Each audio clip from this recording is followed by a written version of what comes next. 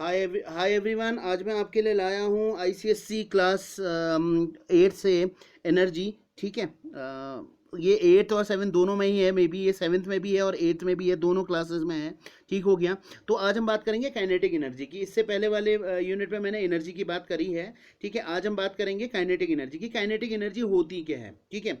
और इसके बाद हम पोटेंशियल एनर्जी की बात करेंगे। ठीक है। और काइनेटिक एनर्जी किन चीज़ पे डिपेंड करती है, ठीक है। और काइनेटिक एनर्जी पे मास और वेलोसिटी का क्या इफेक्ट होता है, ये भी हम देखेंगे। ठीक है। तो काइनेटिक एनर्जी क्या है, मैंने आपको इससे पहले मैकेनिकल एनर्जी में जब बताया था तो मैंने कहा था मैकेनिकल एनर्जी किन दो चीज़ों का सम है। मैंने कहा था potential energy plus kinetic energy या kinetic energy plus potential energy का जो सम होगा वही क्या होगा, मैकेनिकल एनर्जी होगा। ठीक हो गया। तो काइनेटिक एनर्जी क्या है, जो ऑब्जेक्ट के मोशन के वजह से हो। ये लिखा हुआ है, देखिए ये लिखा है, ये लिखा है an object because it's motion is called kinetic energy. ठीक हो गया। तो यानी कि कहने का मतलब ड्यू टू मोशन, मोशन के वजह से जो एनर्जी कहने का मतलब जनरेट हो रही है उसी को हम क्या बोलेंगे, काइनेटिक एनर्जी बोलेंगे। ठीक है। अब बात कर लेते हैं काइनेटिक एनर्जी के फॉर्मूले की। बात में समझ में आ गई। यानी कि कहने का मतलब किसी ऑब्जेक्ट के मोशन की वजह से जो एनर्जी जनरेट हो रही है उसी को हम क्या बोलेंगे, काइनेटिक एनर्जी बोलेंगे। अब हम इसके फॉर्मूले की बात करते हैं और ये किस किस चीज़ पर डिपेंड करती है उस चीज़ पर हम देखेंगे। देखिए काइनेटिक एनर्जी के ही इक्वल टू होता है हाफ एम वी स्क्वायर। देखिए half 1/2 M V square. M यहाँ पे क्या है, मास ऑफ द ऑब्जेक्ट है। यहाँ पे एम क्या किसको डिनोट कर रहा है, मास ऑफ द ऑब्जेक्ट को डिनोट कर रहा है। जो ऑब्जेक्ट है उसका मास कर रहा है। मान लीजिए कोई बॉल थी, वो किसी सरफेस पे मूव करते हुए जा रही थी, समझ में आ गई बात। तो ऑब्जेक्ट का हो गया मास एम, ये मान लीजिए वी वेलोसिटी से मूव कर रही थी। ठीक है। अगर किसी को मास और वेलोसिटी में कंफ्यूजन है तो वो चैनल की प्लेलिस्ट में जा करके वहाँ मैथ्स और वेलोसिटी के बारे में देख सकता है। वहाँ पे मैंने वो सब कुछ बताया हुआ है। ठीक हो गया। और v क्या है, यहाँ पे वेलोसिटी ऑफ द ऑब्जेक्ट है। यानी कि ये किसके ऑब्जेक्ट की क्या है, वेलोसिटी है। ठीक हो गया। ये काइनेटिक एनर्जी है। तो एनर्जी का जो यूनिट होती है मैंने आपको पहले ही बताया था कि जूल होती है। ठीक है। और कैलोरी भी होती है। ठीक है। तो यानी कि कहने का मतलब m क्या है, यहाँ पे मास ऑफ द ऑब्जेक्ट है, यानी कि जो ऑब्जेक्ट है उसका मास है। v यहाँ पे क्या है, वेलोसिटी है। के ई क्या है, काइनेटिक एनर्जी को शो कर रहा है। और इसकी यूनिट, ऐसा यूनिट क्या होती है, जूल है। जूल क्यों है, क्योंकि जूल साइंटिस्ट ने इसको डिस्कवर किया था। तो काइनेटिक एनर्जी जो एनर्जी है उसकी यूनिट क्या होगी, जूल होगी। चाहे वो एनर्जी हो, काइनेटिक एनर्जी हो, चाहे पोटेंशियल एनर्जी हो। हम कैलोरीज भी बोलते हैं क्योंकि कहीं कहीं पे क्या है, इसकी कैलोरीज भी बोली जाती है यूनिट। ठीक हो गया। तो उसमें कंफ्यूज मत होइएगा। ठीक हो गया। अब देखते हैं, फिर बात करते हैं कि एक एग्जाम्पल लेते हैं। अगर हम मैथ्स को डबल कर दें, मैथ्स को क्या करते हैं, डबल कर दें, तो काइनेटिक एनर्जी पे क्या इफेक्ट पड़ेगा। ठीक है। चलिए इसको एक एग्जांपल से समझ लेते हैं। मैंने आपको पहले ही बता दिया, एम यहाँ पे क्या है, मास ऑफ द ऑब्जेक्ट है और वी क्या है, वेलोसिटी है। अब मैं क्या कर रहा हूँ, एक कंडीशन में मान लीजिए ये मेरे पास एक बॉल थी। ठीक हो गया। मैंने क्या करा, इसका इनिशियल मास तो एम माना और वेलोसिटी मानी वी। ठीक है। ये केस फर्स्ट है, आई बात समझ में। और केस सेकंड में मैंने क्या करा, मैंने कहा अगर मैं मैथ्स को डबल कर देता हूँ, डबल कर देता हूँ यानी कि m को क्या मान लेता हूँ, 2m मान लेता हूँ केस 2 में। ठीक हो गया। और वेलोसिटी को क्या रहने देता हूँ, v ही रहने देता हूँ। मान लीजिए एक बॉल थी, वो m वेलोसिटी, m मास की थी, मान लीजिए 10 kg की थी। ठीक हो गया। वो जिस वेलोसिटी से यानी कि 10 मीटर पर सेकंड की स्पीड से चल रही थी। ठीक है। अब मैं क्या कर रहा हूँ, उसका मास डबल कर दे रहा हूँ, डबल कर दे रहा हूँ यानी कि कहने का मतलब है 20 kg कर दे रहा हूँ और वेलोसिटी वही रहने दे रहा हूँ 10 मीटर पर सेकंड। ठीक हो गया।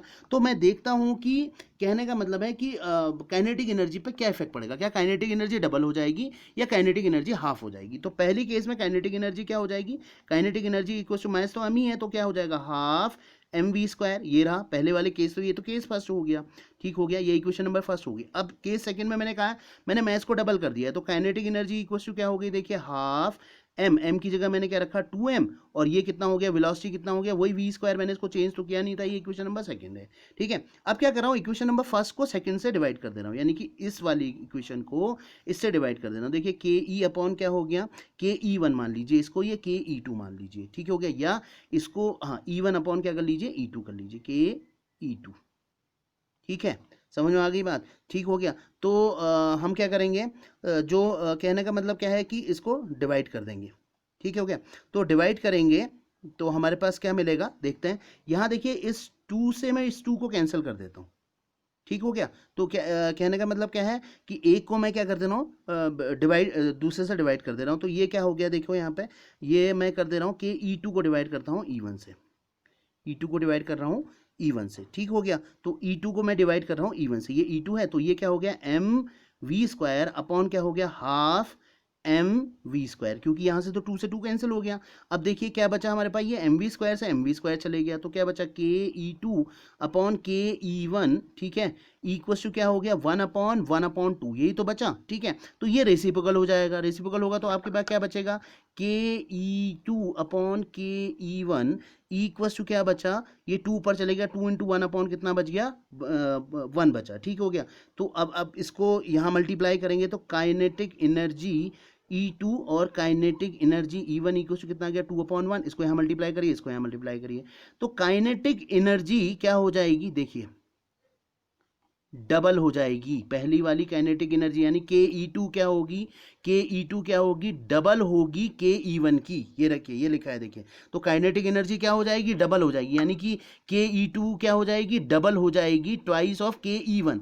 देखिए मैंने यहाँ पे लिखा है के ई टू इक्वल टू ट्वाइस के ई वन। तो आपसे ये क्वेश्चन पूछा जाता है कि अगर मैथ को डबल कर दिया जाए तो काइनेटिक एनर्जी पे क्या इफेक्ट पड़ेगा। तो देखा आपने कि जो सेकेंड वाली काइनेटिक एनर्जी है वो डबल हो जा रही है पहले वाली से, ठीक हो गया। अब यही चीज़ हम क्या करके देखते हैं, मान लीजिए हम क्या कर लेते हैं, वेलोसिटी का डबल कर देते हैं। सेकेंड वाले केस में हम क्या कर देते हैं, मान लीजिए हम किसका डबल कर देते हैं, वेलोसिटी का डबल करते हैं, और तब देखते हैं कि उस पर क्या इफेक्ट पड़ेगा, ठीक है। तो उस पर क्या इफेक्ट पड़ेगा, चलिए देख लेते हैं।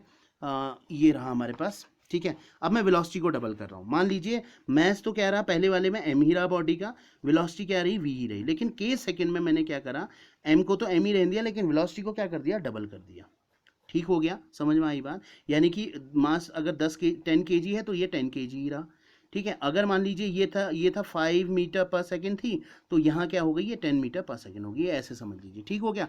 अब रख लेता हूँ फिर काइनेटिक एनर्जी, वो निकालता हूँ काइनेटिक एनर्जी, के ई वन निकाल लेता हूँ, ये क्या हो गई हाफ एम वी स्क्वायर, ये तो ऐसी रहेगी क्योंकि मैस और वेलोसिटी कांस्टेंट रखी है। अब इसमें रखिए के ई टू इक्वल टू क्या हो गई हाफ m इंटू वी कितना हो गया 2v का स्क्वायर, ठीक है। इसको सॉल्व कर लेते हैं, फिर ये हो गया 1/2m, ये कितना हो गया 4v का स्क्वायर, ठीक हो गया। ये 2 2 से कितना हो गया 4, तो आपके पास कितना हो गया 2mv स्क्वायर आ गया, आया नहीं आया, देखिए 2 यहाँ से बचा, mv स्क्वायर ये बचा, तो यहाँ भी वही डिवाइड कर लीजिए, क्या हो गया कि के ई टू को किससे डिवाइड कर लेता हूँ, के ई वन से डिवाइड कर लेता हूँ, ठीक हो गया। तो ये रहा, फिर देखते हैं के ई टू अपॉन कितना हो गया के ई वन, ठीक है। तो E2 हमारे पास क्या है 2mv स्क्वायर, ठीक है, अपॉन कितना हो गया हाफ mv स्क्वायर, ये हो गया, ये इससे कैंसिल हो जाएगा, ये 2 ऊपर चला जाएगा, रेसिप्रोकल हो जाएगा। तो आपके पास कितना बचेगा, मैं यहीं पे लिख देता हूँ, हाँ 2 इंटू 2 अपॉन कितना हो जाएगा 1, क्योंकि स्पेस नहीं है मेरे पास। तो ये आपके पास आ गया के ई टू अपॉन कितना आ गया के ई वन इक्वल टू कितना आ गया 4/1। तो इसको यहाँ मल्टीप्लाई करिए, तो यहाँ मल्टीप्लाई करेंगे तो क्या आ जाएगा के ई टू कितनी हो जाएगी 4 इंटू के ई वन, ठीक है। ये रहा फिर आपके पास, यानी कि जो सेकेंड वाली काइनेटिक एनर्जी है वो पहले के कितने टाइम हो जाएगी 4 टाइम।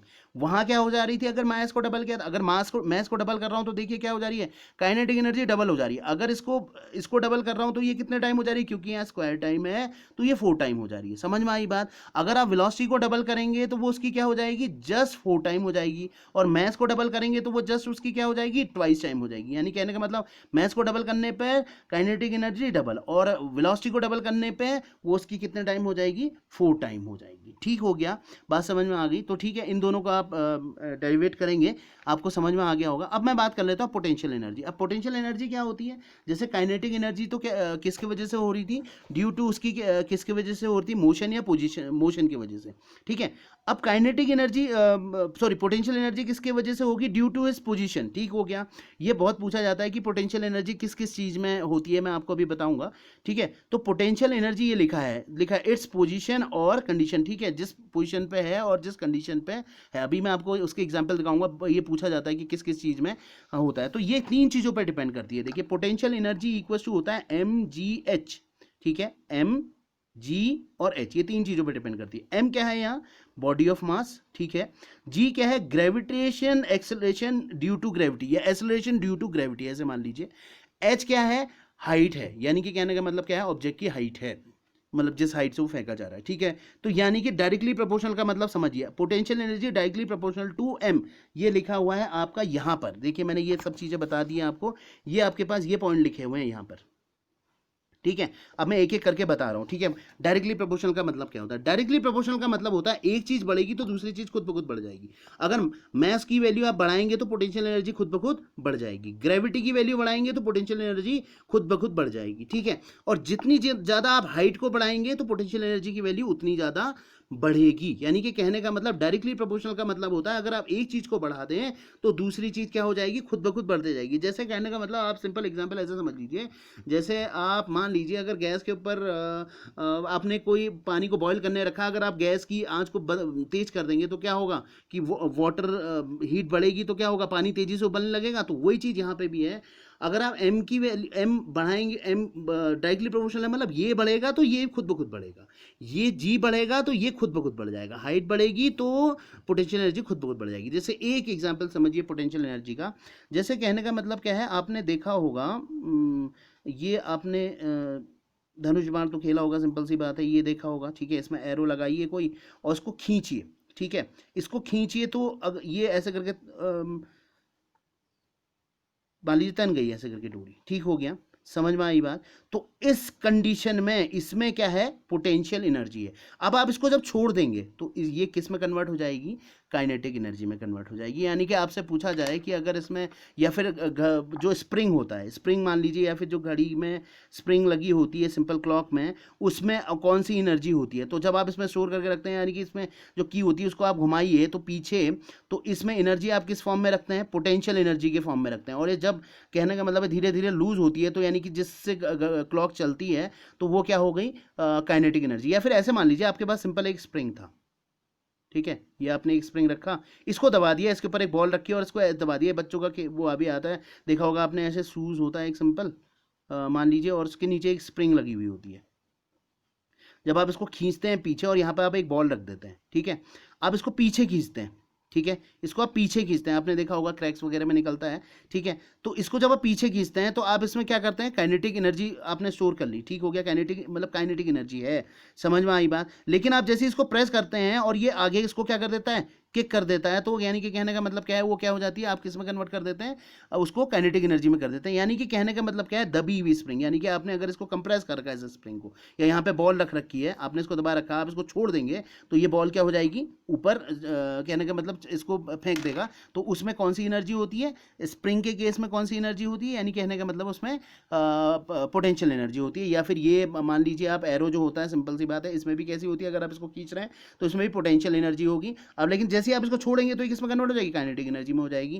क्लॉक में भी यही होता है कि कहने का मतलब क्या है, उसमें भी कैसी होती है? पोटेंशियल एनर्जी होती है, लेकिन जैसे ही आप उसको छोड़ते हैं तो किस में कन्वर्ट हो जाती है? काइनेटिक एनर्जी में कन्वर्ट हो जाती है। अगर वीडियो अच्छी लगी हो तो please like and subscribe my channel. Thank you.